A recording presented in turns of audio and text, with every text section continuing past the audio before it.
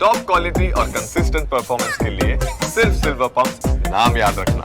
Sir તમે તમારા peak તરીકે અહીંથી ડૉક્ટર રેડ્ડી આપ્યો તો સર તમે ઓરલ ફાર્મા સેક્ટરને લઈને પોઝિટિવ છો કે પર્ટિક્યુલર ડૉક્ટર રેડ્ડીને લઈને તમે પોઝિટિવ છો, પહેલો ક્વેશ્ચન. અને આજે સર મજબૂતી આપણે નિફ્ટી ફાર્મામાં જોઈએ તો ટોપ ગેનર તરીકે ગ્લેનમાર્ક ફાર્મા પણ જોવા મળી રહ્યો છે, તો એમાં પણ સારો એવો કોન્ફિડન્સ જોવા મળી રહ્યો છે, તો સર એના ઉપર તમારો શું વ્યૂ છે સર?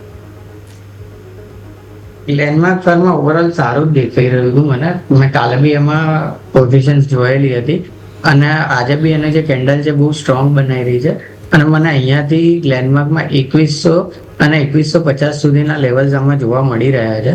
તો ગ્લેનમાર્કમાં તમારે જો પોઝિશન બનાવી હોય તો 1980 ના સ્ટોપ લોસ સાથે તમે ઉપરની સાઈડની પોઝિશન બનાવી શકો છો લોંગ.